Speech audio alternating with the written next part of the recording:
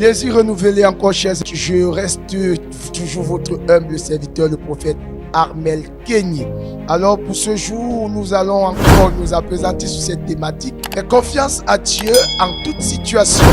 Fais confiance à Dieu en toute situation. Alors, je tiens déjà à vous encourager, vous qui passez dans les moments de difficulté, dans les moments d'épreuve. Déjà retenez une chose. Humainement parlant, toute personne est appelée à traverser ces situations, à voir à un moment dans la vie des doutes. Mais le doute ne doit pas venir dominer sur ta foi. Parce que c'est la foi qui te donne la force de surmonter devant toute situation. Il faut déjà retenir cela. Et pour que la foi naisse, il faut avoir une vision. Il faut avoir quelque chose qui doit faire naître la foi. Alors, cette vision, bien-aimé dans le Seigneur, c'est quelque chose que tu veux voir Dieu faire dans ta vie. Alors, tant que tu n'as pas de vision, ça ne sert à rien. Parce que la foi ne viendra jamais. Qu'est-ce que tu veux que Dieu fasse pour toi? C'est ce que tu veux voir Dieu faire pour toi qui doit engendrer la foi. Ah oui, lorsque tu as une vision, la foi naît automatiquement.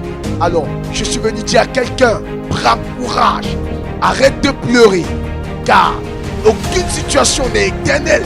Dieu voit, il connaît. Dieu a la clé à cette situation. Dieu ne t'abandonnera pas. Il a dit qu'il ne délaissera pas son juste. Croyez-moi, croyez-moi. Écoutez, ça a été le cas avec Pierre. Dans Matthieu chapitre 14, qu'on va regarder maintenant, le verset 26 jusqu'au 31e verset, prêtez-moi une oreille attentive. Matthieu chapitre 14, du verset 26 au 31e verset. Là, il est écrit: quand les disciples le virent marcher sur le lac, ils furent affolés et dirent: c'est un fantôme. Et dans leur frayeur, ils poussèrent des cris. Verset 27. Jésus leur dit aussitôt: rassurez-vous, c'est moi, n'ayez pas peur. Verset 28. Pierre lui répondit: Seigneur, si c'est toi, ordonne-moi d'aller vers toi sur les eaux. Verset 29. Jésus leur dit: viens. Pierre sortit de la barque et marcha sur l'eau pour aller vers Jésus. Verset 30. Mais voyant que le vent était fort, il eut peur et comme il commençait à s'enfoncer, il s'écria: Seigneur, sauve-moi. Verset 31. Aussitôt, Jésus tendit la main, l'empoigna et lui dit: homme de peu de foi, pourquoi as-tu douté? Amen. Dieu te dit, ne doute pas. Dieu te dit, ne doute pas. Oui, c'est vrai que dans cette épreuve, oui, humainement parlant, le doute peut naître, mais que la foi prédomine sur ça, prédomine sur ce doute. Je suis venu te dire, Dieu te tend la main. Dieu est là pour te tendre la main. Il te dit: viens ma fille. Il te dit: viens mon fils. Il te dit: aie bon courage. Ne te décourage pas. Ne te décourage pas. Ah oui, Pierre, il a dit: Seigneur, si c'est toi, permets à ce que je vienne vers toi sur l'eau. Jésus lui a dit: viens. À un moment, il a arrêté la foi. Il a commencé à penser.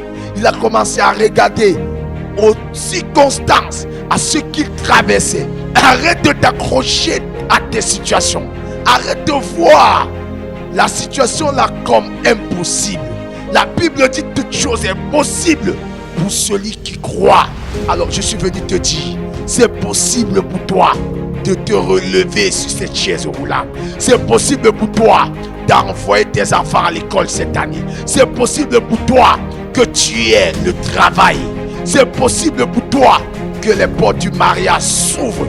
C'est possible pour toi que la guérison s'établisse. Alors, ne te décourage pas. Ne te décourage pas. Essuie tes larmes et relève-toi. Car Dieu, le meilleur t'a béni. Si tu étais béni par cette exhortation, n'oublie pas surtout de liker, partage. J'attends ton commentaire. Que Dieu vous bénisse. Bye bye. Suivez les programmes du ministère du Salut en continu sur nos plateformes Facebook et YouTube. N'oubliez surtout pas de liker et partager.